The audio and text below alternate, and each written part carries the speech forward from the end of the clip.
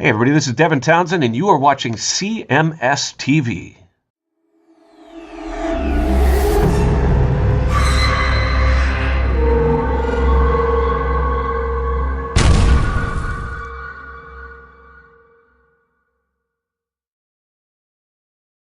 That's something brand new from Bill Leverty from the band Firehouse. He's got a new CD out, another solo CD just called The Deep South, and the name of that tune there is called none other than 900 Miles. And calling 900 miles away to the Classic Metal Show, once again, is our good friend Bill Leverty. Welcome back to the Neely, Classic. how's it going, man? Thanks for having me on tonight. Well, we're good, Bill, and we're glad to see that you're out there still doing what you do best. In fact, broadening your horizons once again with some solo material out and away from, obviously your main focus, which is Firehouse. And you're back here with a new CD called Deep South, which sort of tips the hat to your southern roots. Would be that correct? That's exactly right. And I didn't know that was going to be the title or the direction of the album when I started. I only knew I wanted to make a cover tunes album. I'd always wanted to do one, and this is kind of what came out at the end of the whole process. Where after I figured out the 10 songs I wanted to record, then I recorded them, and then I realized I didn't have a title for the album. And I walked upstairs from my studio, which is in my basement, and looked on the wall, and there was a picture that I had hung there that my grandfather had created. He was an artist, and he titled it Deep South, and I thought, well, that's a cool title, and then I thought about all the songs that I had recorded, and they all came from the southern United States, so I thought, well, that's the title. Sure. Well, I know you're from the Richmond, Virginia area, and you are a very proficient musician as well as a guy who works behind the scenes. I guess you do a little bit of producing as well, and you've been a veteran in the music scene, but for the last, at least 4 years now, you've been kind of dabbling with your own stuff outside of Firehouse. Would that be correct? Well, the first solo record came out in 2003. Wow. It's been that long. That was called Wanderlust, yeah. And then the second one came out in, gosh, I'm terrible with years, but it came out maybe 2 years ago. Right. Something like that. It was maybe 2007. And then this one, Firehouse tends to slow down with the touring, not by choice, but just because the demand slows down a little bit in the winter. And I had come to realize, sadly, that we weren't going to be recording an album this winter. So I thought, well, gosh, I should do something to get busy here instead of just watching TV. So I thought, I should do a cover tunes record. My last record was all instrumental music, and it took a long time to write that stuff. It was my first attempt at writing original, instrumental music. And so I thought, if I do cover tunes and the songs are already written, and all I have to do is write a riff or some melodic ideas that would go in, or some little signature kind of things to go along with the song. But if the lyrics and the melody are already there, maybe that'll free up some time where I can just focus on the creativity of adding in all the decorations on top of the tree, And so that's what I did, and I picked songs that were, my initial idea was to do a cover tunes record of my influences, like Aerosmith and Led Zeppelin, Van Halen, and whatever. And then I thought, that's been done a lot. I really should go way back and, learn from this whole experience and have some fun with where rock and roll came from. Before the birth of rock and roll, what was going on? And I found that it was gospel music, it was country western, and kind of a bluegrass thing, and blues. And so I kind of searched out songs that would fit my style, mostly in minor keys, because the ones that were written back in the late 1800s, early 1900s that were in major keys didn't really seem like they were going to lend themselves well to my style. So they were mostly minor key tunes, and I found 8 of them that I thought would work. And I also, in that process, covered a couple of contemporary songs. One by Ray Charles, who was like the only entertainer in our house when I was a kid that my parents loved and I also loved.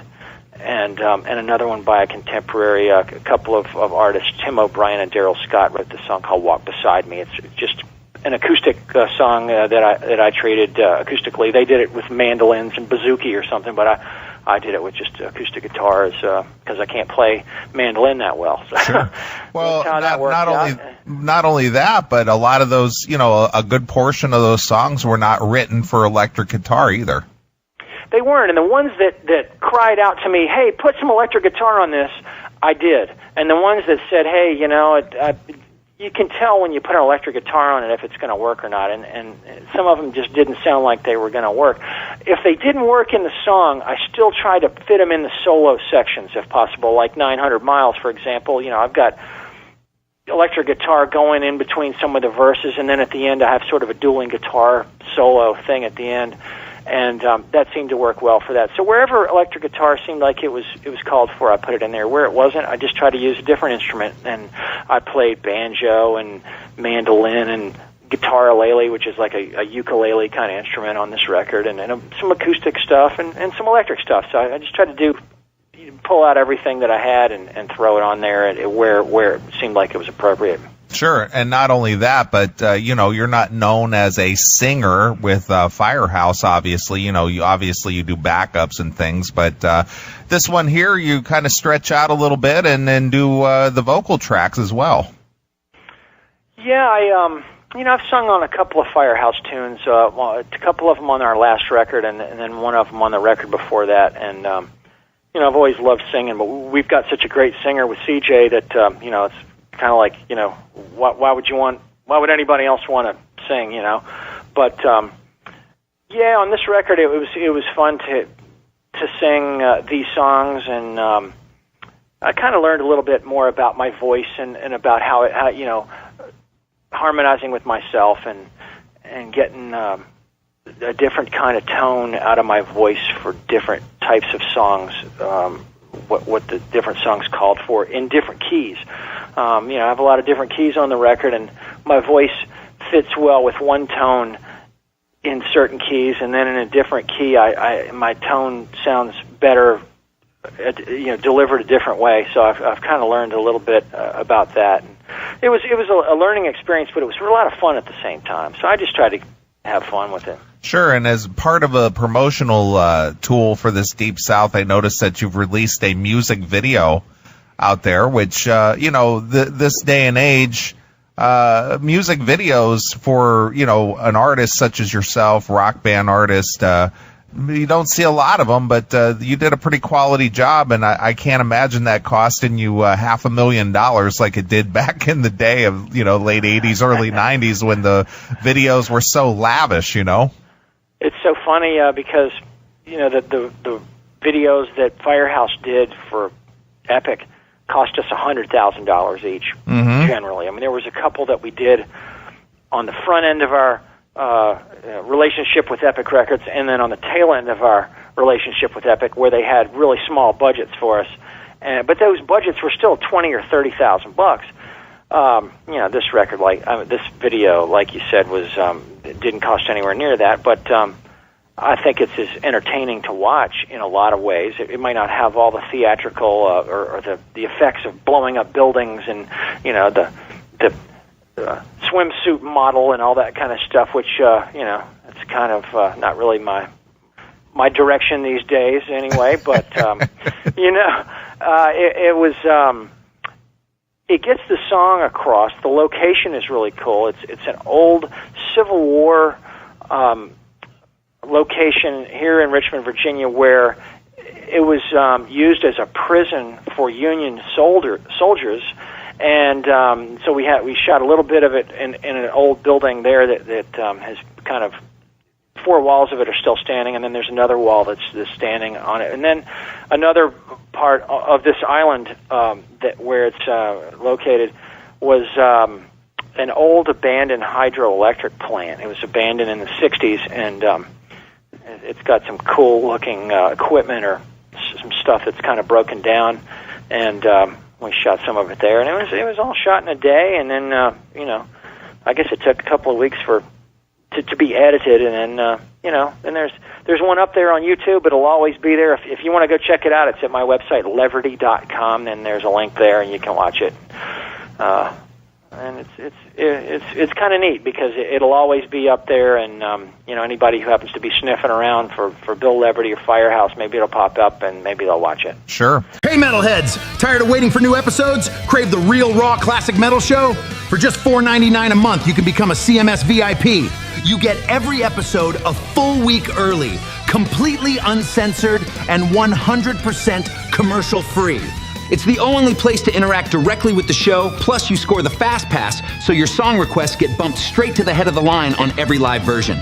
So what are you waiting for? Subscribe right now at classicmetalshow.locals.com and become a CMS VIP today. Now, what do your bandmates, the Firehouse bandmates, think of you stretching out a little bit on your own and releasing some solo material? Are they pretty supportive, or has there been any, jealousy maybe? Not that I'm trying to stir the pot here or anything, but that's, what do the other guys think? I haven't sensed any jealousy at all. I've sensed, like, the day that the video went up, I announced it on my Facebook site, and then, I guess that evening, Michael, our drummer, called up, and he goes, "Hey, what's up, Boll Weevil?" Which the song's called Boll Weevil.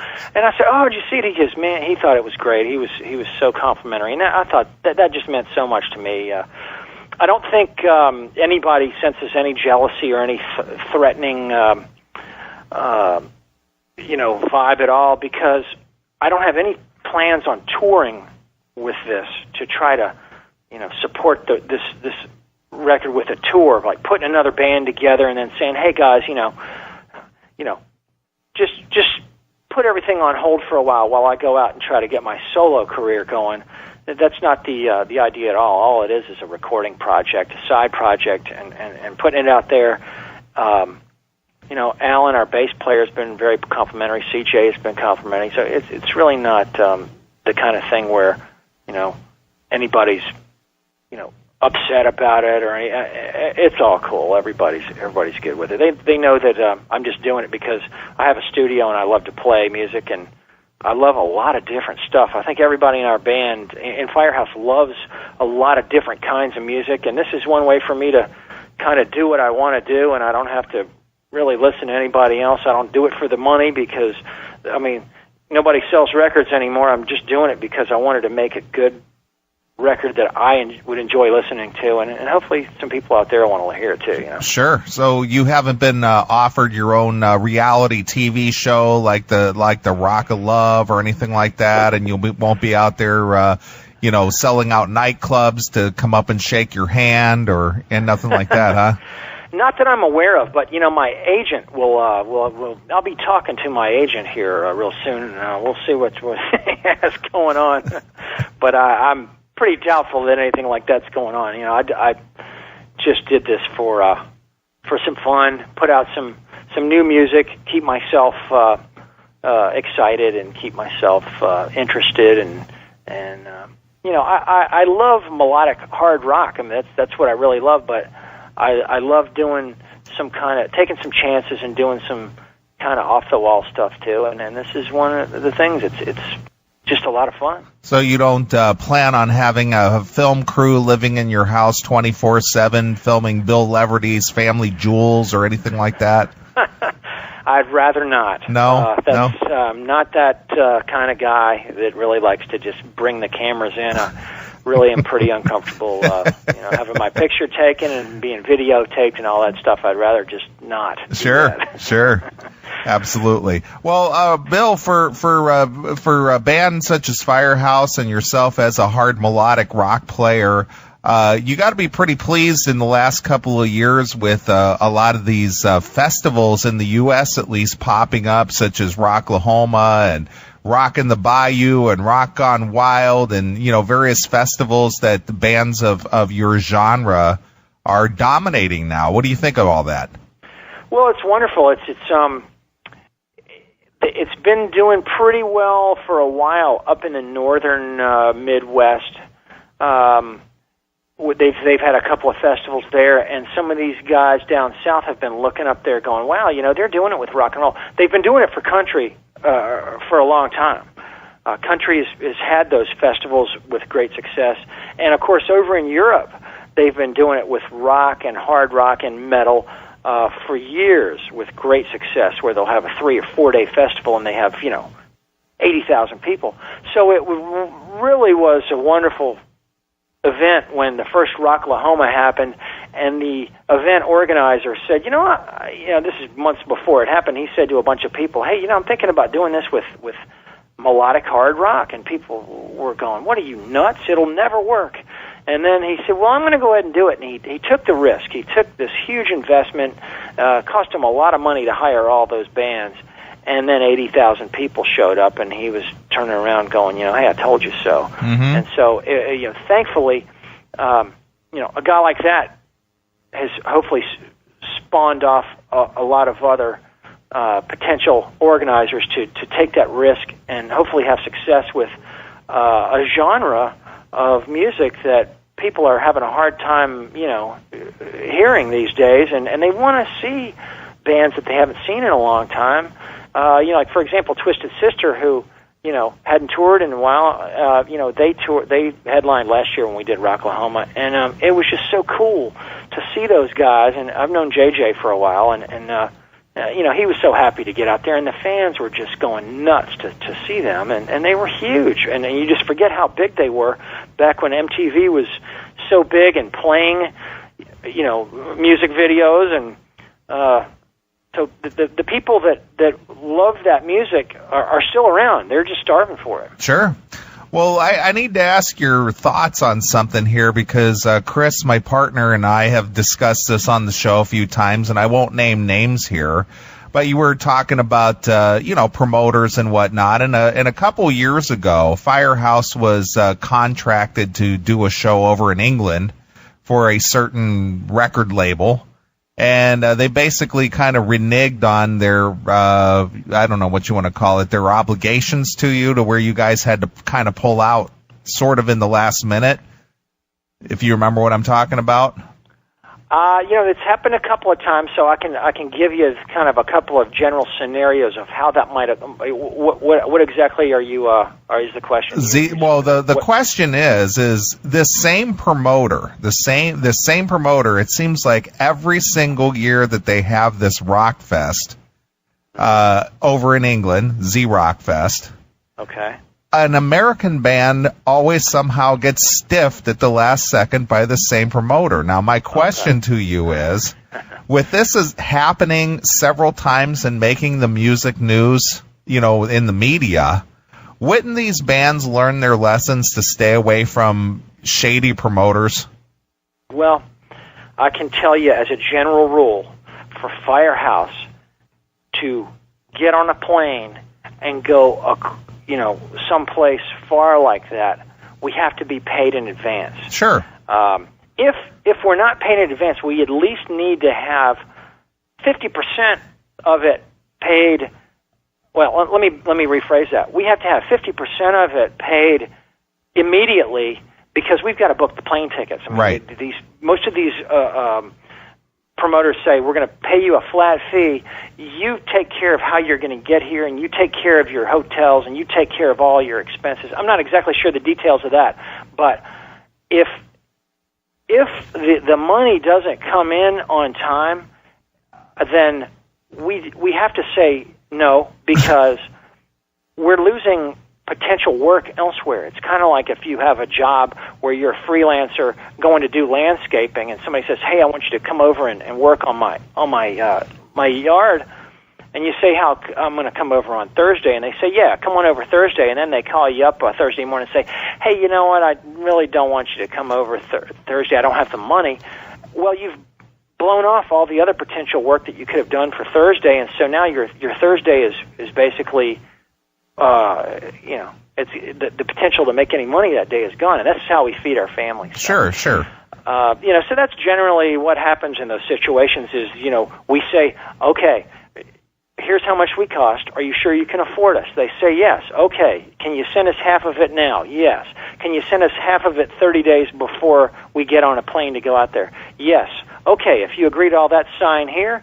Okay, we're all signed and we've executed the contracts now. we're looking forward to that money coming in. And when it doesn't come in, the emails and the phone calls go, "Where's the money?" "Oh, it'll come to you," And this happens all the time in Sure. our business, and we have to deal with this all the time. So it's one of those things where you just can't jump on a plane, and when a person's supposed to pay you 30 days in advance, and you've been waiting for them to pay you for 30 days, and the money still isn't in, and you can expect to land somewhere in a different country, get off the plane and have them say, "Oh, yeah, here's your money. Sorry, it's 30 days late." At that point, we have to say, you know what, we're going to try to get work elsewhere because this is how we feed our family. Right. Well, that part I understand, but my question to you is, being that the rock community, in my opinion anyway, at least in my personal experience, is kind of a small circle. And wouldn't you think that if the same promoter does this year after year with different bands, that, you guys, not you personally, but you bands would, stay away from this guy or be leery of that guy? But it seems like every year this same promoter has problems coming through with their obligation to the bands, and they either have to cancel at the last minute or they take the chance and make the trip and end up getting stiffed. Well, here's our policy is we believe in a clean slate until you dirty up that slate with us. Sure. If we have no history with you, but you have a bad reputation, we'll say, hey, we'll play with you if you do it under our terms and conditions. We don't care what your reputation is and how many thousands of people have warned us about you. We'll tell you up front, you know what? You got a bad reputation. We've been warned by everybody. They say don't do business with you. But if you really want to do business with us, we'll give you a chance to regain your credibility. And sometimes they regain it. Sometimes they prove the fact that everybody told you not to go, that those people were right. Sure, absolutely. Well, what does the rest of the summer look like for Firehouse? So you guys got gigs lined up. Are you guys doing like a lot of fly-in type gigs? Or obviously, this day and age of having the $700, $800 a day tour bus just doesn't cut it, You got the numbers right on that, dude. Sure. It doesn't cut it. If we were to go out on a package with, a couple other bands and a headliner, that's where it makes sense, where you can be playing on a Monday, Tuesday, Wednesday, Thursday, and get, your minimum fee to pay for the whole, the bus, which is mainly what the expenses are. Then that makes sense. But if not, then what we've decided to do a long time ago, probably 12 years ago, was to just fly out on the weekends, where Fridays and Saturday nights are when most people are able to go out at night and maybe be hungover the next morning, as opposed to getting up and having to go to work, or either going out, getting a babysitter, and then driving really far, and then having a couple of cold drinks, and then having a situation where they can't drive home well or whatever. Where we find that on the weekends we're able to do better business, and we make the people who bring us out to their venue, those people have a more successful night with us on a Friday or Saturday night. Sure. Or on a Sunday, afternoon kind of event sort of thing. Those are good. And so that involves a lot of flying. So we do fly out. This weekend we've only got one gig, but the weekend after that we got two, and like one's in Idaho, and the next one's in Wisconsin. So it's a lot of waking up at 3:30 a.m.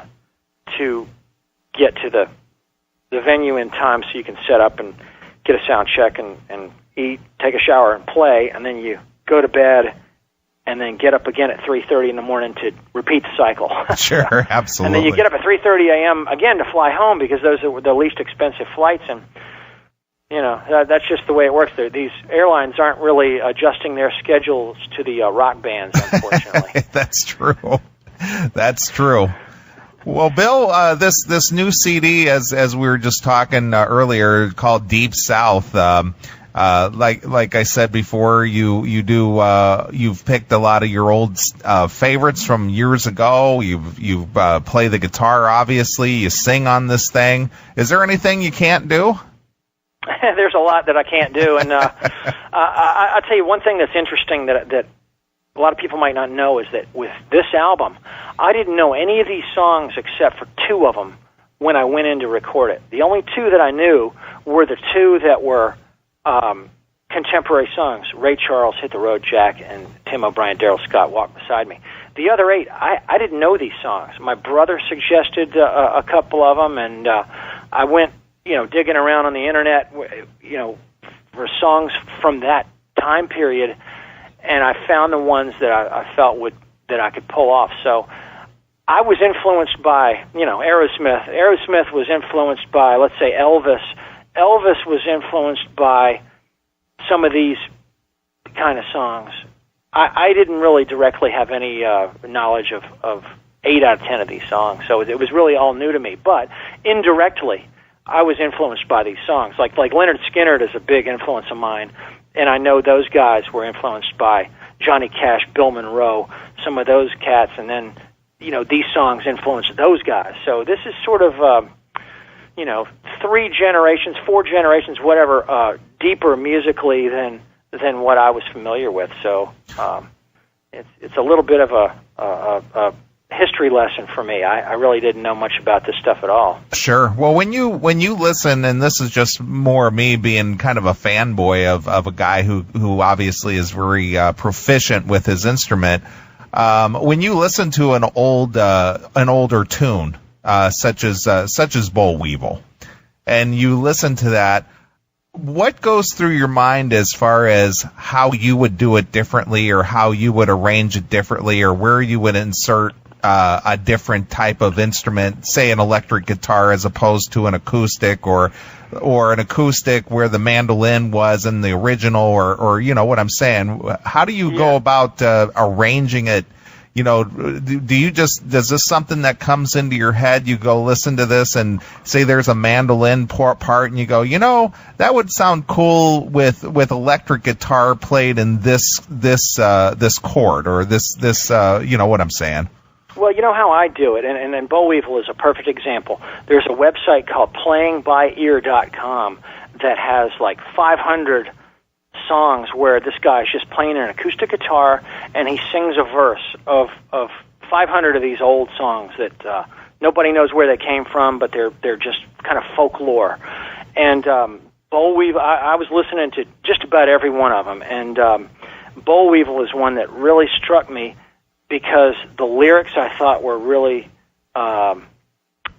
powerful. It's about an insect that devastated family farms all over the South, so it's a song about hardship. So I thought that evoked a lot of images for me. And then, he's just playing the guitar and singing the melody, and the melody had just something that struck me as being something that I thought I could pull off. So what I did is I went down into my studio. I figured out what tempo I wanted to do the song, and I basically just played it with an acoustic guitar and sang the song. And then I started putting the meat on the bones. And I figured with that one, I could put some heavier instrumentation on that one and try to have just about everything pull out during the verses, and then everything come crashing in between the verses. And then at the very end, I decided that I wanted to kind of change the sound of it a little bit and make it maybe a little bit more world-sounding. So with that particular song, it all started with just the vocal melody, the chords, basically, which is just kind of D minor and maybe C, G, or some F, and then I just started just fiddling with it. I put the daughter to bed. I grabbed a Guinness and went down and started just kind of messing with it, and that's what came out. So I don't know if there was any real any big magical thing that happened other than me just sitting in there and playing around with it for a few hours, and sure. And then coming back and going, you know what, I like this, I don't like that, I'm going to replace this, And Dawkins' greatest hits just dropped on limited edition red and purple splatter vinyl.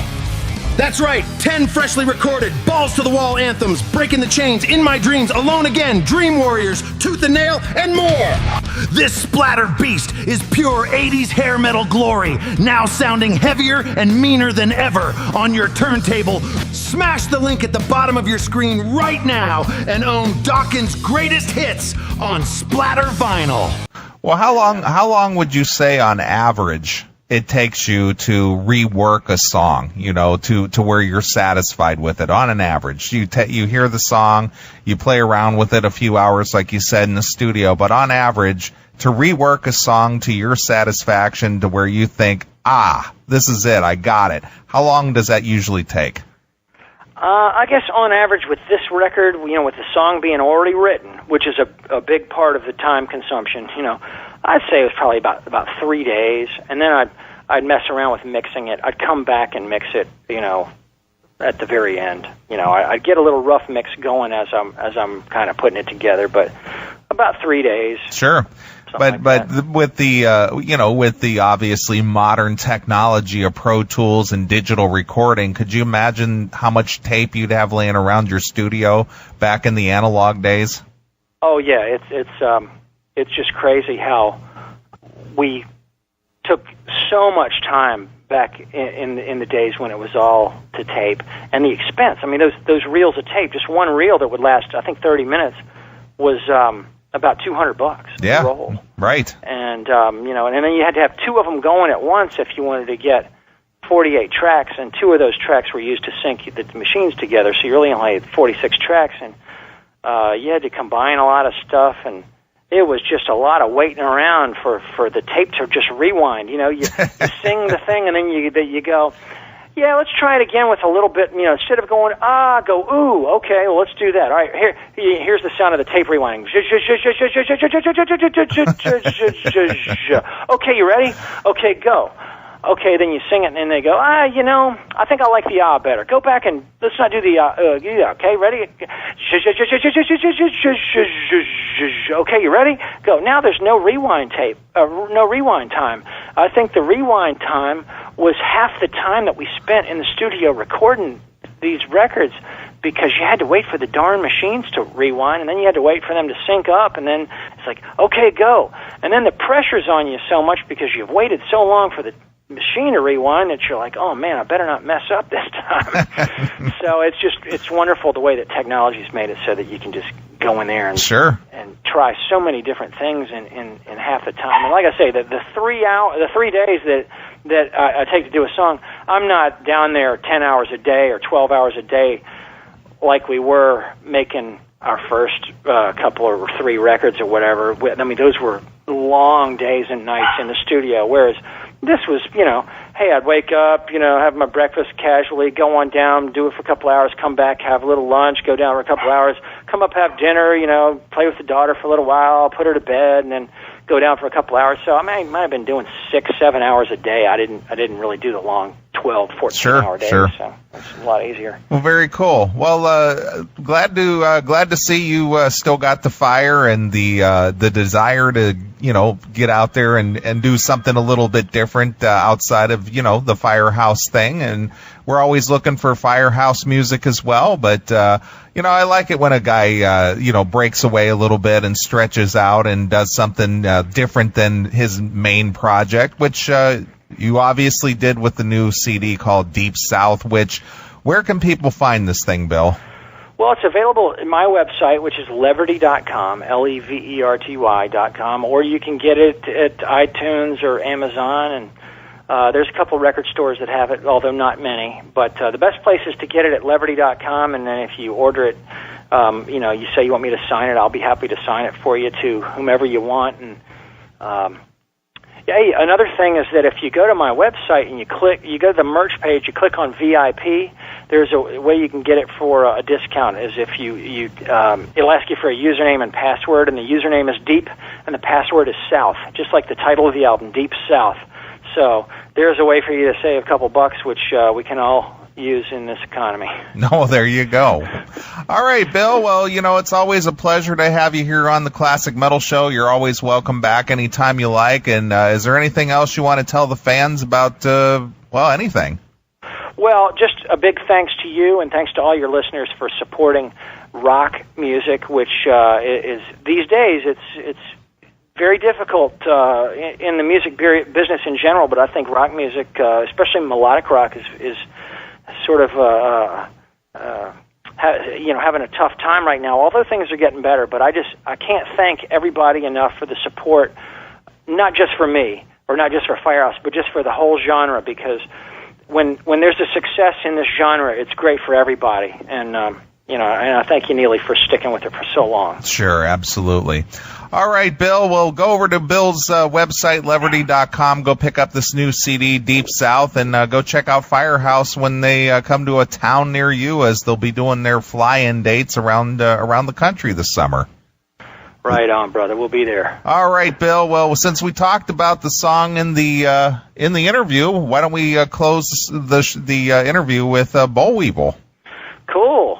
Boll Weevil, a song about an insect that, like I said, it just devastated people's lives, and I think that the way it's relevant today is that maybe we've eradicated the boll weevil from cotton farms, but there's still boll weevils in the world. They just have a different name right now, and maybe it's anything that can, I think the world right now with the economic collapse and everything there's a lot of people that feel this hardship, and that's high gas prices, although they're not as high as they were. It's still a big issue, or whatever that is. It comes out in this song, and it just has an old name that we don't hear today, and a couple of phrases that we don't hear today, but it's still the meaning is still very much relevant. Sure. All right, well, from the Deep South release featuring Bill Leverty, here it is. It's Boll Weevil, exclusively here on your Classic Metal Show.